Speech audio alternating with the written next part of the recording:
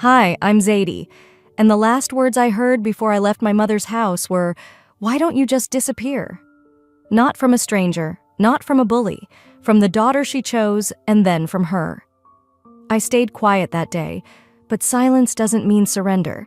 They erased me from photos, from documents, from their dinner table. But what they didn't know, I kept the receipts. And when I played their words back, in public, it wasn't me who disappeared. It was them. Before we dive in, tell me, what time are you listening and where from? I read every single comment.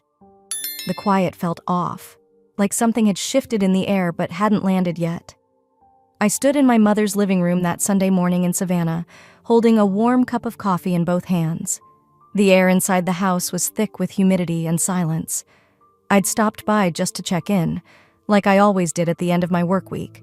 But something about the way the room looked made me stop cold. It took a second to register what was wrong. At first glance, everything was in place. The floral drapes, the heirloom rocking chair, the sideboard with old knickknacks from flea markets she never remembered going to. But the walls, something about the walls. My eyes scanned the room again. The photos, every family photo had been changed. Some were newer prints, freshly framed, others were clearly altered. Images where my face had been carefully cropped out, digitally blurred, or replaced entirely. A graduation picture with only Cressida and Vera smiling under the oak tree. The beach trip from 2 summers ago. My arms were still around their shoulders, but the body had been trimmed clean out. Just space. I stepped closer to the large Yellowstone photo above the fireplace. That trip was the only real vacation we took together in the past 10 years. I remembered holding the camera, asking a stranger to take the photo. I had stood between them. Now, a strange gap remained where my body had once been. My fingers grazed the edge of the frame. It was crooked, like someone had hung it in a rush, or maybe they just didn't care. Down the hall, I heard the soft creak of a bedroom door. Then, the light footsteps I'd grown to recognize too well. Cressida.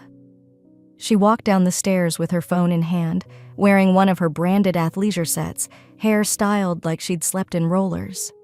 Her eyes met mine for a split second, enough to register that she'd seen me, but she looked away just as quickly and walked right into the kitchen. "Good morning," I said, trying to keep my voice even. She didn't answer. I could hear Vera in the kitchen clinking dishes. No one responded. I walked into the kitchen behind Cressida. Vera was at the counter stirring her sweet tea pitcher like she was preparing for a church brunch instead of confronting the fact that her daughter had been erased from the walls of her home. "Did something happen to the photos?" I asked lightly. "I noticed a few looked different." Vera didn't look up. "They looked cluttered," she said flatly. Cressida made a sharp noise, somewhere between a scoff and a laugh, and poured herself oat milk like nothing had been said. I looked around the table at the breakfast Vera had laid out. Biscuits, eggs, bacon. Not a single plate for me. I sat anyway. My appetite was long gone, but I needed something to anchor me. I folded my hands and tried to breathe through the pressure building in my chest. They weren't even pretending anymore. "So," I said, breaking the silence again, "if you want, I can take a look at the AC unit this week. It sounded like it was rattling last time I—" "Why don't you just disappear?" Cressida snapped. The words hit the room like a bottle shattering on tile. She didn't even look up from her phone when she said it. Her voice was sharp, practiced, like it was something she'd rehearsed for weeks. I blinked. Vera didn't scold her, didn't flinch. She set down her fork carefully, looked me square in the eye. "Maybe we'd all be better off if you did." I heard that sentence more clearly than any sound I'd ever known. Not because she yelled. She didn't need to. She meant it. My hands were steady when I placed my coffee mug down. I looked at both of them, the woman who raised me and the woman who always made sure I knew I was second tier. "Okay," I said. That was it. No screaming, no tears, just gravity shifting beneath my feet. I stood and walked out of the kitchen, climbed the stairs, each step echoing like a countdown. In my childhood bedroom, nothing had changed. The pink floral wallpaper, the squeaky dresser, even the lamp I brought from college. It was all still there, untouched, like it had been frozen in time.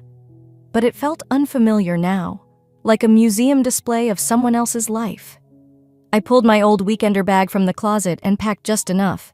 2 outfits, toothbrush, phone charger. I wasn't sure where I was going, just that it wouldn't be here. Downstairs, I paused at the foot of the stairs. Cressida stood at the top now, arms folded across her chest, watching. Vera leaned in the doorway, her face unreadable.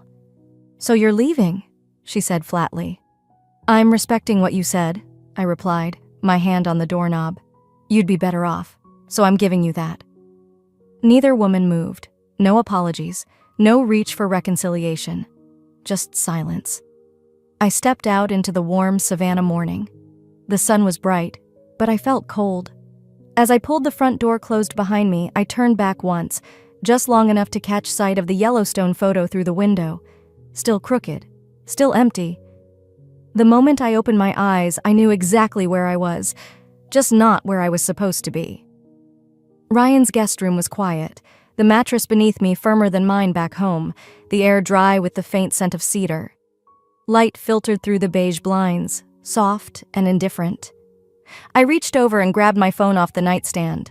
No texts, no missed calls, not from Vera, not from Cressida. I opened Instagram more out of habit than hope. The first story that loaded nearly knocked the breath out of me. Cressida, smiling wide in a silver sequin dress, raising a glass while surrounded by people I didn't recognize, stood at the center of what looked like a birthday celebration. In the background, barely in frame, was Vera, holding a tray of cupcakes, the kind she only makes for special occasions. I tapped the corner to check the timestamp. Last night. I stared at the screen, my thumb frozen over the next story. I hadn't even gotten a text. No call, no thinking of you or sorry things got weird. Nothing. And the kicker, it had been my birthday. They threw a party for her, on my birthday. I sat up slowly, pulled my legs over the edge of the bed and whispered, I didn't even get a text. It wasn't just forgetting. Forgetting is a missed card, a late voicemail. This was erasure with frosting. Later that morning, I wandered into the kitchen, where Ryan had left a note on the counter. Meeting at 10, help yourself to the blueberry bagels. I smiled faintly. He was one of the few people who actually knew I liked them toasted with just a little butter. After eating in silence, I opened my laptop but couldn't focus. Instead, I found myself slipping into a memory. A few years back, New Year's Eve, when Vera and Cressida went on a cruise, just the two of them. "You don't mind watching the house, do you, baby?" Vera had said, handing me a small envelope of cash for cat food and pizza. I didn't mind. At least not back then. I'd even told myself, it's okay, they need the break. But that became the routine. Every winter, every holiday, I was the one left behind. Keeping the lights on, cleaning the fridge, making sure the plants didn't die. Never once invited. Just useful. That's all I'd ever been. Around noon, I met Ryan at the corner cafe on Broughton Street. We grabbed our usual table by the window, and he waved down the server with a casual nod. "You look like you've been staring at a wall for hours," he said, sliding into the booth. I was, and the wall stared back. He raised an eyebrow. I told him about the party, the date, the absence. Ryan didn't blink. He just said, "You've been a damn doormat, Zadie. They treat you like a housekeeper, not family." I winced. "It's not like that." He leaned in. "Zadie, come on. You think it's coincidence they keep doing this? They've shown you who you are to them over and over. You're just not ready to believe it." I didn't have a comeback. I stirred my coffee and went quiet. After lunch, I walked back to Ryan's house, needing air more than caffeine. On the way, my phone rang. It was Mrs. Hastings, one of Vera's neighbors. She liked to call me to check in on things around the block. We chatted for a minute, then she mentioned in passing, "Vera said she and Cressida are doing their little family trip again. Just the two of them this year. Sounds lovely." I stopped walking. "Just the two of them?" "That's what she said. It's their tradition now, isn't it? Mother and daughter bonding. No fuss." I murmured something polite and hung up. That word just cracked something I didn't know was still whole. It wasn't forgetfulness. It wasn't miscommunication. It was exclusion. Plain, deliberate. Back at the house, I sank into the old leather chair in the corner of Ryan's den and pulled out my phone. I scrolled through photos I'd saved over the years. Group shots, vacations, events. In almost all of them, I wasn't there. Because I'd been the one holding the camera. I always told myself I didn't need to be in the picture, that it wasn't about me.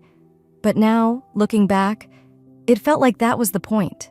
Maybe they never saw me as part of the picture. Maybe I never really was. It started with a knot in my stomach that wouldn't loosen, not even after a full night's sleep and a long shower. So I dressed in something clean, pulled my hair back, and drove to the county records office. No calls, no texts, just instinct. The building sat quiet behind the courthouse square, a low brick structure that smelled faintly of copy toner and old wood. Inside, the clerk, an older woman with gray curls and sharp glasses, smiled when she saw me. "Zadie, right? Your dad used to come in here with muffins for the staff, said it kept us on his good side." She chuckled. I smiled back weakly. "I'm looking for his will. I think I need to see the last version he filed." She didn't ask why. Just nodded, typed something into her computer, then disappeared behind a set of shelves that groaned when touched. A few minutes later, she returned, a yellowing folder in her hand. She laid it flat on the counter and opened it carefully. There it was. His signature. My name. Clear as day. Primary beneficiary, Zadie L. Harmon. I exhaled slowly, but she didn't stop flipping pages. "Wait," she said. "Here's something more recent." Another page, another signature, same handwriting, different content. "Amendment filed 2 years ago," she explained, her tone shifting. Cressida's name had been added. Mine had been replaced. She looked at me gently. "It's all legal, filed and notarized. Said it was just to update some things." 2 years ago. That was the same time Vera mentioned needing updated medical documents. I remember because she insisted I didn't need to come by to sign anything. My throat went dry. I left the office quietly, gripping a copy of both versions like they might morph in my hands if I blinked. Back in the car, I didn't cry. I just sat still for a long minute, then started the engine. The hospital records department was 15 minutes away. I didn't plan on going, but some part of me did, the part that still wanted to be wrong. Inside, a younger man at the desk tapped his keyboard while I stood there clutching my ID. "I'm trying to check if I'm still listed as an emergency contact on my mother's file," I said. He glanced at the screen, then tilted his head. "Name?" "Zadie Harmon, her daughter, Vera Harmon." Click, pause, click. "I'm sorry, you're not listed." I blinked. "That's not right, I used to be. I've been on that list since I was in nursing school." He turned the monitor slightly, pointed to the entry. "The plan was updated 4 months ago. Only names listed now are Vera and Cressida Harmon." The words didn't hit me all at once. They sank slowly, like stones in a pond. "You were removed," he added softly. I nodded slowly, and then, without planning to, I said it out loud. "But I'm her daughter." He looked down, uncomfortable. "I'm really sorry." I left. Again, no tears. It wasn't sadness anymore. It was something colder. By the time I pulled into Vera's driveway, the sun had shifted just enough to cast long shadows over the lawn. I didn't call. I didn't knock. She opened the door before I could ring the bell, as if she was expecting me. Or maybe she saw me pull up. "Zadie," she said evenly. I held out the insurance printout. My hand didn't even shake. "Did you forget to tell me I don't exist anymore?" She stared at the paper like it was a menu she hadn't ordered from. "You're over 30, she said after a moment. "Why would you still be on anything?" I let the silence stretch. I let her hear it. "You're right," I said softly. "I shouldn't be."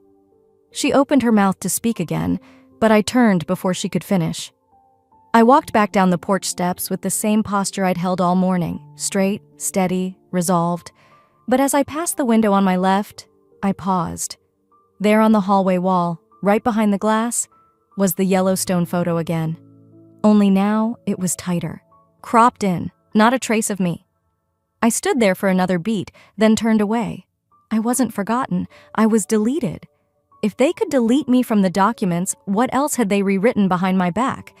That question followed me like a shadow as I sat in the quiet of Ryan's guest room, fingers curled around a lukewarm mug of tea I hadn't touched. My phone buzzed with a notification. My cousin Penelope, always too curious for her own good, had forwarded me a video. It was a local TV clip, a community spotlight. Cressida and Vera, seated side by side, both in pastel linen and plastic grins. The banner at the bottom read, "New Southern Revival, Mother-Daughter Duo Revitalize Family Property." I didn't recognize the house at first. The camera panned slowly, whitewashed porch railings, magnolia wreaths, a restored tin roof. Then came the punch in the gut. It was Gran Audra's house, the one that had supposedly gone into probate, the one Vera once cried over, claiming the contractors had gutted the wiring and it would cost a fortune to fix. I had wired her $26,000 from my savings, no questions asked. "And now," Vera said, in the soft, polished voice she used for public sympathy, "we just wanted to honor what came before. Family roots are everything." I turned the volume down. My ears were ringing. They used my money to build their image. Later that day, I drove past the boutique. I didn't intend to stop, but my foot slowed at the corner. The parking lot was half full. The sign outside read, "Legacy and Lace-Curated Southern Heritage." I parked, walked in. The smell hit me first, lavender and old wood. Inside, everything gleamed. Reclaimed beams, polished brass fixtures, soft instrumental jazz humming through speakers, and there, hanging in a glass frame near the register, was Gran's quilt. Creamy floral patches, stitched by hand, the edges worn from time and love.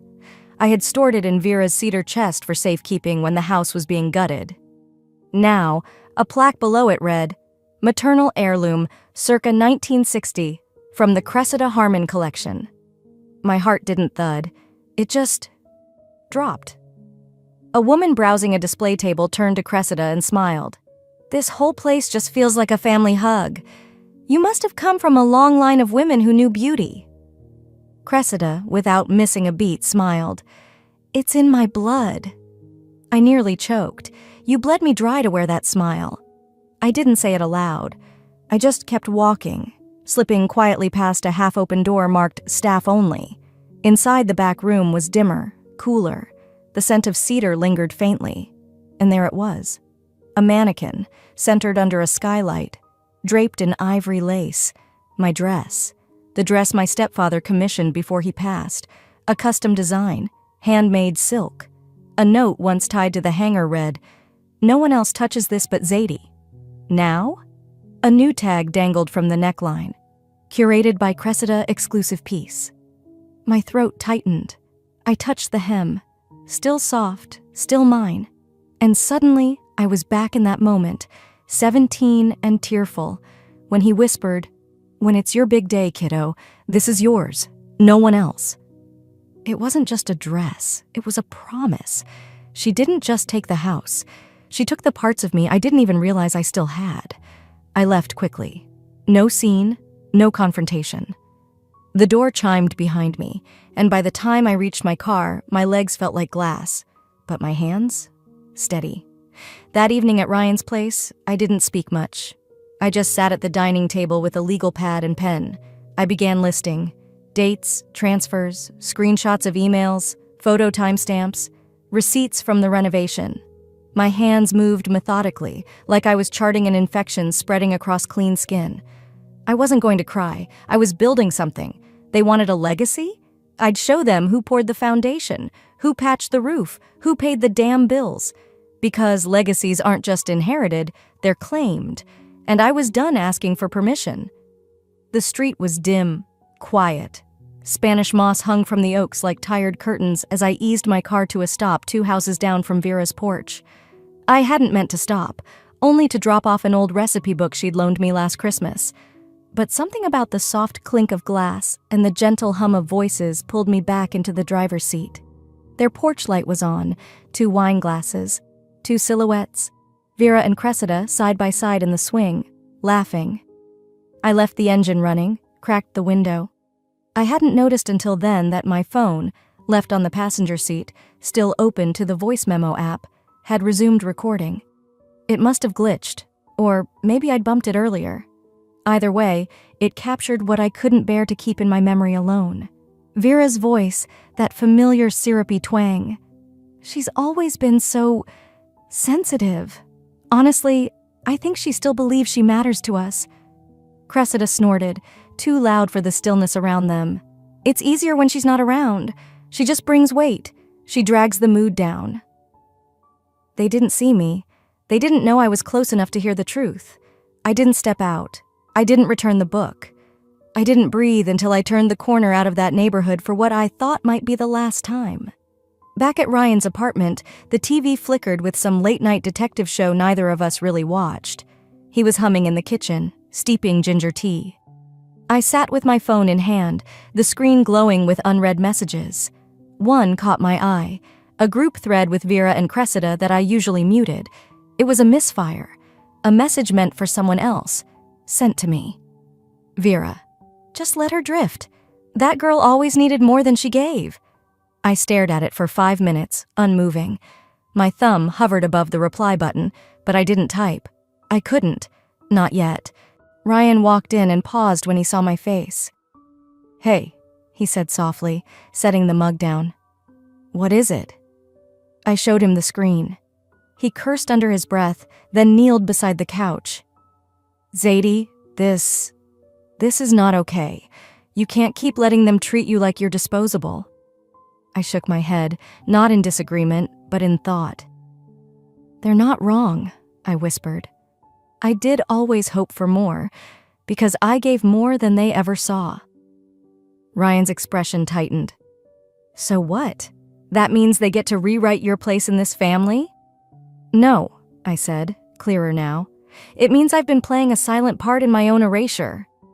I didn't cry. I got up, walked to my bag, pulled out the notebook I'd started after seeing my dress in that boutique. I replayed the audio from the car, trimmed out the silence, kept the sting. Vera, she still believes she matters. Cressida, she brings weight. I saved the file. I pulled up my cloud drive, opened the folder labeled Renovation Docs, and renamed it If They Ever Try to Erase Me Again. Inside, I uploaded the audio, the renovation invoices, emails confirming the wire transfers, screenshots of texts from Vera asking for help, photos I'd taken when the house was still half fallen and moldy, when I believed I was saving a legacy we all cared about. They called it sensitive. I called it proof. Later that night, Ryan asked if I needed anything before bed. I told him I was fine, just wanted to pick up some cold medicine. His throat had been scratchy and the weather was shifting. As I pulled into the pharmacy parking lot, I saw a young woman sitting on the curb near the entrance. She looked barely 20. Her mascara was streaked, her arms folded tight against herself. A woman, her mother, I guessed, was pacing in front of her, throwing up her hands and saying things I didn't need to hear to understand. "You always ruin these nights. I should have left you at home." The girl didn't say a word, just stared at the pavement, taking it all in. I didn't get out of the car, I didn't interfere, but I watched. And I saw myself, all those years, taking it, biting my tongue, believing if I stayed quiet, it would hurt less. That if I just waited long enough, someone would see what I gave. But silence doesn't protect you. It only teaches them how deep the knife can go. If I let them do this to me again, I'm showing her that it's okay to stay small. That love means swallowing yourself whole. And I won't be part of that lie anymore. Burned in public, I hadn't planned to go inside. Not really. I told myself it was just for a bite, some sweet tea, maybe a glance at the past before I turned the page for good. But the moment I stepped into Vera's diner, the air didn't feel nostalgic.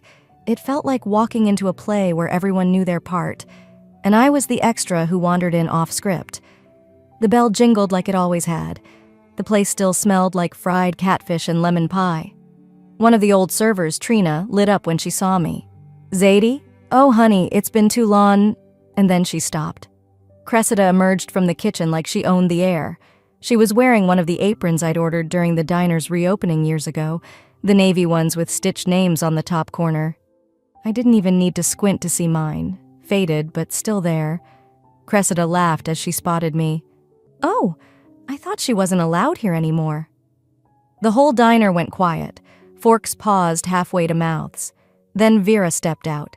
She didn't even look surprised, just annoyed. "Zadie, please. We're busy. We're trying to keep the energy light here." Her tone wasn't harsh. That almost made it worse. It was the way you speak to a stray dog sniffing around a clean doorstep. I didn't say anything, just nodded and left. Ryan found me an hour later, sitting on a bench by the little square across from the courthouse, the same spot where I used to wait for Vera when I was 12, after her lunch shifts. "She wore my apron," I said, my name still stitched into the seam. Ryan sat beside me, passed me a hot drink without a word. Then he said quietly, "So do something about it." That night, I opened the shared email account Vera and I once used during the diner's expansion. It had been years since I'd logged in, but my name was still tied to it. Buried in old threads was a conversation that started out mundane, supply vendors, lighting invoices. Then I found it. An exchange between Vera and someone named Jeffrey_funding. The thread discussed a silent investment arrangement for branding updates.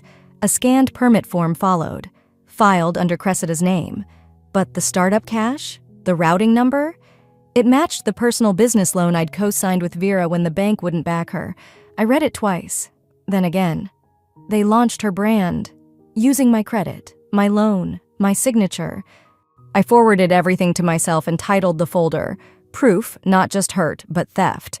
I wasn't ready for a lawsuit, not yet, but I had a friend on the HOA's legal committee who owed me a favor. I wrote her, requesting a quiet inquiry, I have documentation, and hit send. The next morning, I woke to a community group notification. Cressida had posted a beaming photo in front of the boutique. Caption, "Excited to expand the Vera & Company brand, thanks to our family legacy." I didn't even hesitate. I reposted it with a single line, "Let's define legacy, shall we?" It wasn't explosive, but it lit something. The comments rolled in, neighbors tagging others, screenshots spreading. Someone asked, "Wasn't this place funded by that nurse daughter? I remember seeing her at the grand opening." I stayed quiet, let the questions do the work. Because the moment I pushed back, I didn't hear silence. I heard the rumble of a storm. The storm didn't wait long. By Saturday afternoon, I'd gotten the email. Special HOA session, urgent financial review. I didn't need to ask why. A neighbor had tipped me off the night before, forwarding a photo of the posted agenda. At the top, Heritage Brand Expansion, Use of Community Grant Funds. Right beneath it, in smaller print, presented by Vera Gale and Cressida Norin. I arrived early, but not first. The community hall buzzed with low conversation.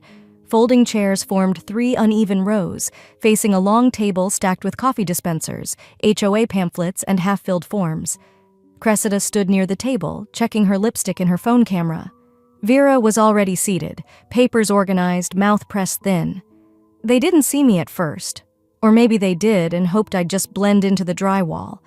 But when my name was brought up mid-discussion, Vera, leaning forward with that saccharine drawl of hers, "Zadie hasn't lived here for years. She's not really involved."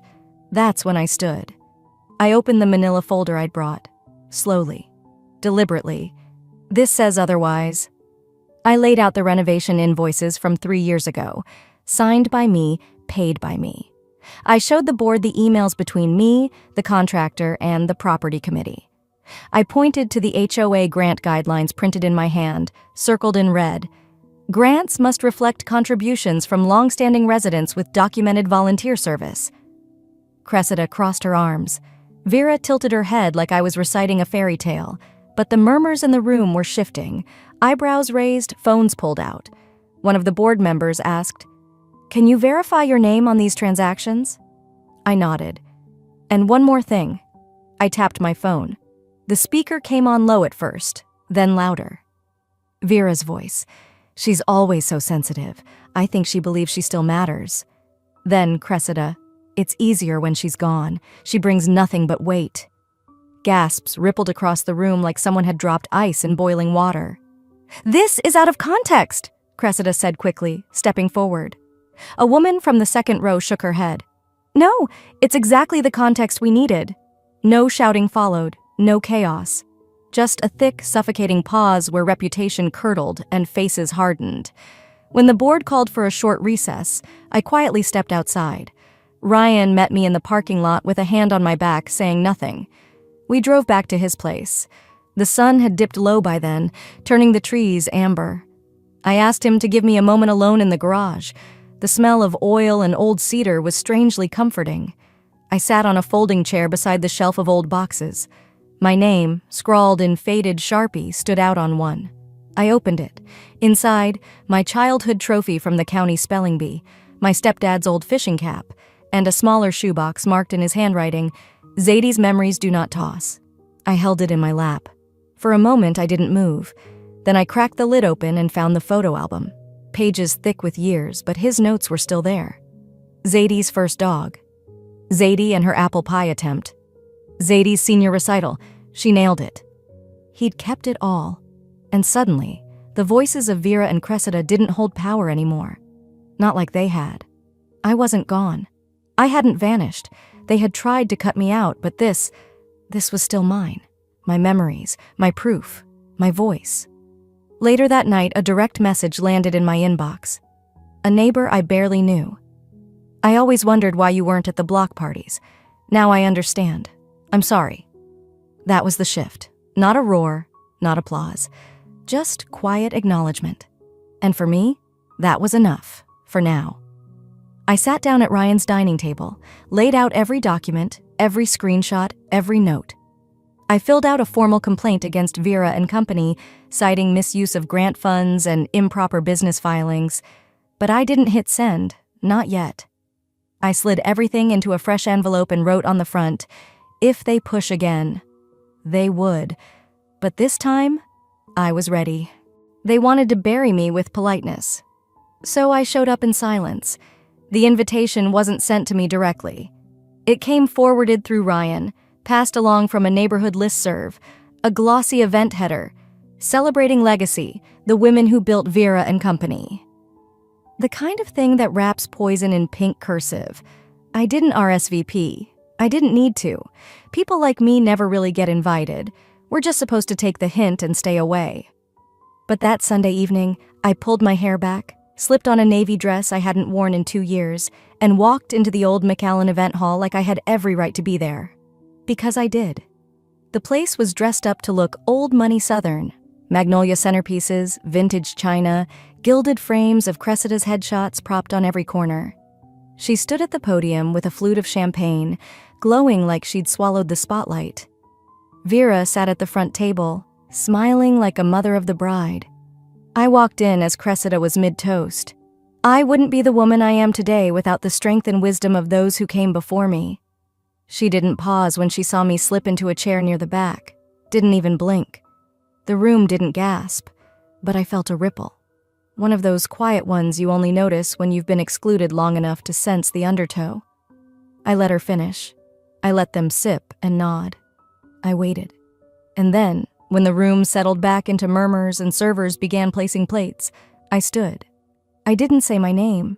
I didn't explain myself. I simply walked to the front, set a small Bluetooth speaker on the podium, and turned to face the crowd. "Before we raise another glass," I said, my voice steady, "I thought we might want to hear from one more strong woman in the family." I pressed play. The voicemail started as soft static. Then Vera's voice filled the room. "Zadie's just baggage. She clings to the past because she has no future." It was followed by Cressida's laugh. The cruel kind. The kind people use when they think you'll never hear it. The silence that followed was louder than the voice itself. A woman across the room put her fork down. A sponsor from the community board lowered her champagne. Cressida tried to speak. "This is out of context," but I raised a hand, calm. "This business, this brand, this legacy dinner was built with my credit, my labor, my name. While they erased me from pictures, they signed me onto loans. While they cropped me out, they cashed me in." A man near the back, someone from the HOA committee, whispered to the woman next to him, "That's the one. The nurse. The one they—" Then he caught himself. Another woman stood up, quietly walked to the door. Her heels echoed like exclamation points across the tile. I turned to Vera, then to Cressida. "I'm not here for your approval," I said. "I'm here for the truth." And then I handed a sealed envelope, thick, cream-colored, labeled in black pen, to the woman from the city's local development council. She was one of the donors listed on the event page. I said nothing as I passed it to her. She opened it slowly. Her brows furrowed as she flipped through tax filings, business records, and itemized financial transfers from my account. My name was on every page. Not as a founder, but as a funder. A silent one. Until now. A flash went off. Someone had started filming. I didn't flinch. Vera sat motionless. Cressida, hands trembling, knocked her champagne off the table. It shattered. She hissed, "You're ruining everything." "No," I said. "I'm just stopping the lie before it goes any further." I walked to the back of the room. The voicemail was still playing on loop, faint but clear. "She clings to the past because she has no future."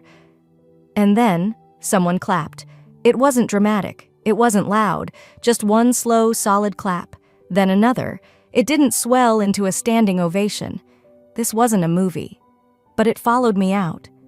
And this time, the cameras didn't stay on Cressida. They turned with me as I reached the door, my back straight, my heels steady, no script. Just truth. The sun felt softer that Sunday. Or maybe it was me. Maybe I had stopped bracing for the chill behind every warm day. I wandered through the farmer's market with no real list, no task to complete. I passed honey jars and hand-lathed cutting boards, letting the scent of roasted pecans and fresh peaches wrap around me like old music. Then I saw it. One small booth with folded cloth napkins arranged in wooden crates. One napkin was folded like a golden leaf. It stopped me cold.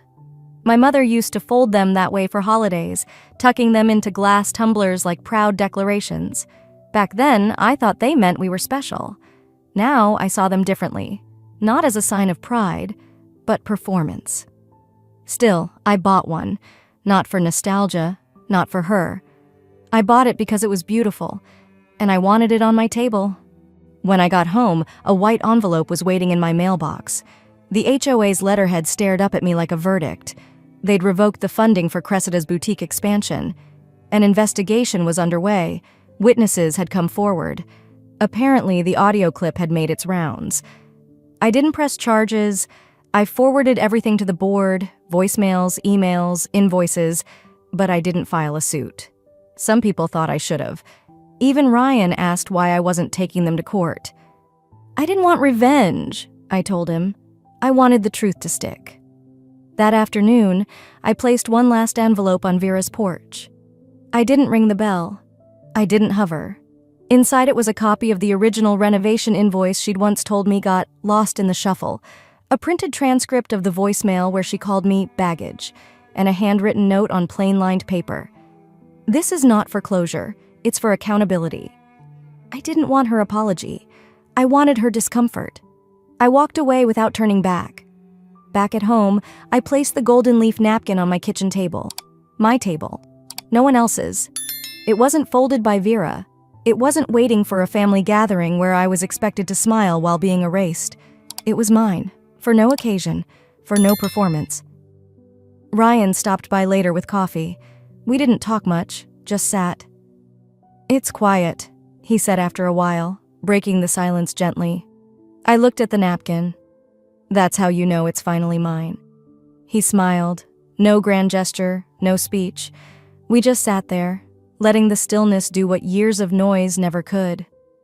I thought of all the things I didn't get growing up, the birthdays I house sat through, the photos I wasn't in, the holidays where I folded napkins and set places I was never meant to fill.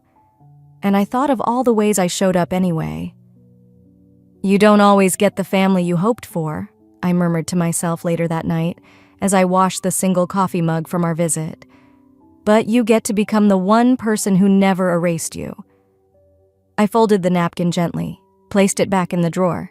And sometimes, the most powerful thing you can do is leave the frame and let them explain the gaps they created.